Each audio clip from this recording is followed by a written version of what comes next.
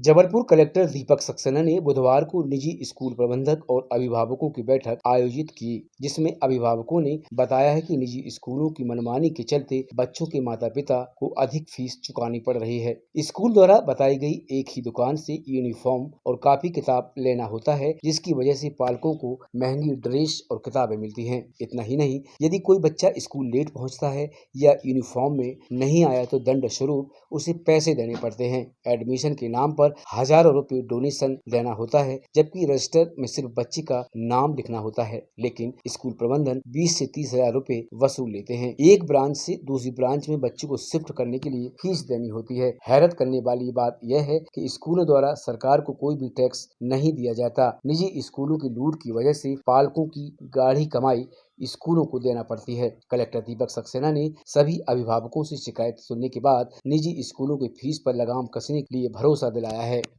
दो मुद्दों को लेकर मोस्टली हमारे पास शिकायतें आई थी। पहली शिकायत फ़ीस को लेकर थी कि फ़ीस का जो स्ट्रक्चर है बार बार चेंज किया जाता है और ज़रूरत से ज़्यादा फ़ीस ली जाती है। दूसरा, जो किताबें हैं उनकी कीमतों के बारे में, स्टेशनरी के बारे में, यूनिफॉर्म के बारे में शिकायतें थी कि कुछ ख़ास विक्रेताओं के यहाँ उपलब्ध होती हैं, एकदम से चेंज कर दी जाती हैं, इस बारे में थी।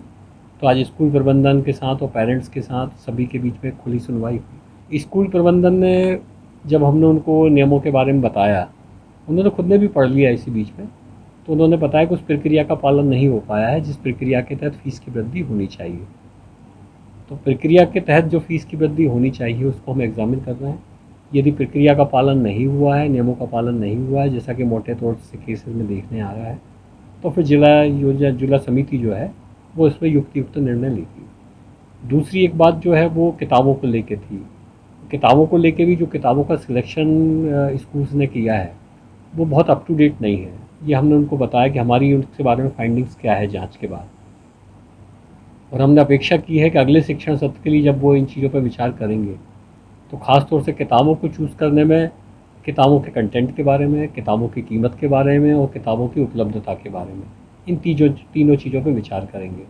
मुझे उम्मीद है कि जो स्कूल का जो प्रबंधन है वो आज जो पेरेंट्स ने जो शिकायतें दी हैं और जिस तरह का प्रशासन ने उनको एडवाइस दी है, हमारी जांच में जो फाइंडिंग्स आई हैं उन फाइंडिंग्स के बारे में हमने जो उनको बताया है उसके मुताबिक अपने पूरे कार्यप्रणाली में चेंज करेंगे। देखिए, मैं आपको बता दूं, इस कारोबार पर रोक लगाना बहुत आसान है। इस कारोबार जो पनपा है केवल मोनोपोली की वजह से पनपा है। मोनोपोली इसी तरीके से बनी कि वो लास्ट मोमेंट तक जो है खोलते नहीं है कि कौन सी किताबें चलाने वाले हैं, कौन सी स्टेशनरी चलाने वाले हैं, कौन सी यूनिफॉर्म चलाने वाले हैं। यदि इसको समय पर ओपन कर दिया जाए, जैसे कि हम इस साल कोशिश कर रहे हैं कि अक्टूबर के महीने में ही ये पूरा ओपन हो जाए और 4-6 महीने का समय जो है विक्रेताओं को मिल जाए कि वो उसको कलेक्ट कर सकें, फिर एक प्रतिस्पर्धी मार्केट लगा के, जिसको हम पुस्तक मेले का नाम दे रहे हैं, उसमें यदि इसको सेल काउंटर्स बना दी जाए तो इसको बहुत आसानी से इसको रोका जा सकता है। कि आज जो फ़ीस जो हमारे हिसाब से जो एक्स्ट्रा फ़ीस ली गई है, जो नियमों के अनुसार नहीं ली गई है, उस सारी चीज़ का हमने आज स्कूलों के जो मैनेजमेंट हैं उनके सामने, प्रबंधन के सामने पूछताछ की है। आपने देखा भी, हमने उनसे पूछा भी कि भाई आपने क्या इन चीज़ों को देखा, आपने क्यों बढ़ाया। उन्होंने अपने जो तर्क रखे उन तर्कों पे भी हमने विचार किया है। अभी हम एक मौका पेरेंट्स को और दे रहे हैं कि चूँकि जो ट्रांसपेरेंसी होना चाहिए फ़ीस के स्ट्रक्चर में, कि किस क्लास की फ़ीस पिछले साल कितनी थी, इस साल कितनी है और क्यों बढ़ाई गई है, उसमें जो अंतर है प्रतिशत के हिसाब से वो हम अभी खोलने जा रहे हैं, वेबसाइट पर उसको पब्लिश करेंगे। उसमें मुझे संभावना है, जैसे कुछ लोग बता रहे हैं कि हो सकता है स्कूल ने हमको जो जानकारी दी हो वो सही नहीं है, उसमें यदि कुछ गड़बड़ी निकलेगी तो उसको भी ठीक करेंगे। और जो फ़ीस का स्ट्रक्चर है वो फ़ीस का स्ट्रक्चर नियमों के मुताबिक होना चाहिए, ये सुनिश्चित करेंगे। नियमों में ये भी प्रावधान है कि यदि आपने अनियमित तरीके से फ़ीस ली है तो वो फ़ीस का प्रतिदाय आपको वापस पेरेंट्स को करना पड़ेगा। गलत फ़ीस ली है उस पर पेनल्टी भी आपको देना पड़ेगी। जिला समिति का जो निर्णय होता है, जिला समिति के निर्णय पर वो अपील कर सकते हैं राज्य समिति को।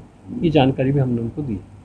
देखिए, ये वाला जो किताबें सिलेबस में इनके शामिल हैं, उन किताबों की जब हमने दुकानों पर जाके जांच की और इस बात को जांचा कि भाई ये किताबें वास्तव में जो अच्छे पब्लिशर्स हैं उनकी हैं कि नहीं है, तो ISBN नंबर एक जरिया होता है जिसके माध्यम से किताबें प्रिंट होती हैं।